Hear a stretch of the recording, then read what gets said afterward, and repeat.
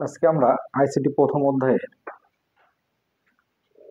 কিছু এমসিকিউ করব। আজকে কয়েকটা ক্লাস করব। ক্লাস ওয়ান এর ভিতরে এখানে আমি পাঁচটা তোমাদের নৈর্ব্যক্তিক দিছি, গুরুত্বপূর্ণ নৈর্ব্যক্তিক। এই নৈর্ব্যক্তিক গুলো দেখো, একটু বোঝার চেষ্টা করো। এখানে বলছে কৃত্রিম বুদ্ধিমত্তায় প্রধানত ব্যবহৃত হয় কোনটি। কৃত্রিম বুদ্ধিমত্তা বলতে কি বুঝাইছে আমাদের বুঝতে হবে।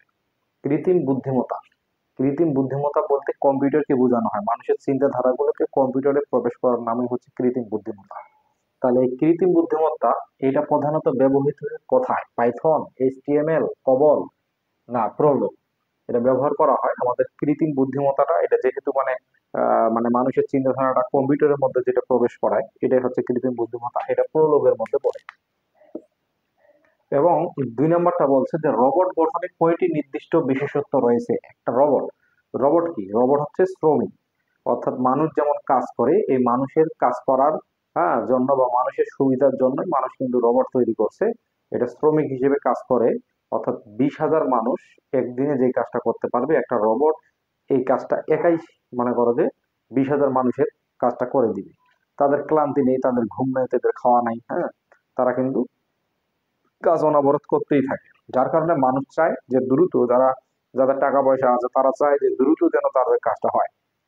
আর মানুষের দ্বারা তো দ্রুত করা সম্ভব হয় না, যার কারণে রোবটের দ্বারা করায়। আর এই রোবট যদি গঠন করা হয় তাহলে কয়টি নির্দিষ্ট বিশেষত্ব থাকে? একটা রোবটের মধ্যে কয়টা বিশেষত্ব থাকতে হয়? একটা রোবটের মধ্যে 3টা বিশেষত্ব থাকতে হয়। এবং এখানে বলছে দেখো যে কাজের প্রয়োজনে রোবটকে কত ডিগ্রি কোণ পর্যন্ত ঘোরানো যায়।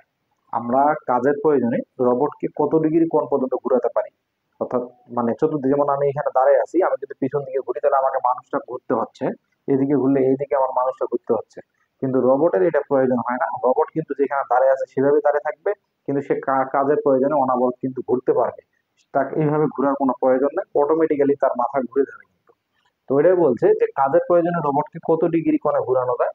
তাহলে কাজের প্রয়োজনে রোবটকে 360 ডিগ্রি কোণে ঘোরানো যায়, অর্থাৎ যে কোনো পাশে। তারপরে বলছে মানুষের দুঃসাধ্য কাজের প্রযুক্তি কোনটি। অর্থাৎ মানুষ, যেগুলো মানুষের দ্বারা কাজ সম্ভব হয় না, এরকম ভয়ানক ভয়ানক কাজ কারা করে, কাদের দ্বারা এটা সম্ভব? এটা হচ্ছে আমাদের মনে করো যে রোবোটিক্স, অর্থাৎ রোবোটিক্স। অর্থাৎ মানুষের দুঃসাধ্য কাজের প্রযুক্তি কোনটা?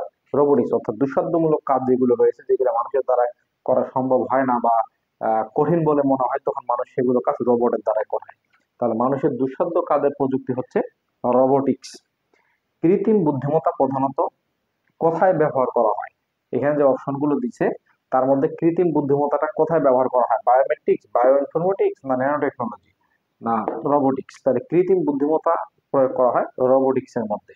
তাহলে এইখানে আমরা যে পাঁচটা নৈর্ব্যক্তিক করলাম, এই পাঁচটা নৈর্ব্যক্তিক কিন্তু আমাদের প্রথম যে অধ্যায়টা রয়েছে এই প্রথম অধ্যায়ের রোবট থেকে এসেছে। অর্থাৎ রোবোটিক্স নামক একটা চ্যাপ্টার রয়েছে, ওই রোবোটিক্স চ্যাপ্টার থেকেই কিন্তু আমরা মূলত পাঁচটা এইখানে এমসিকিউ বাছে নিছি, যে পাঁচটার মধ্যে বিগত বছরগুলো দেখা গেছে এসেছে।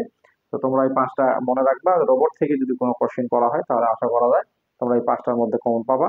যারা আমার নতুন মানে চ্যানেলে নতুন তারা অবশ্যই সাবস্ক্রাইব দিবে। আর যারা আমার সাথে দীর্ঘদিন আছে তারা অবশ্যই শেয়ার দিতে ভুলবেন না।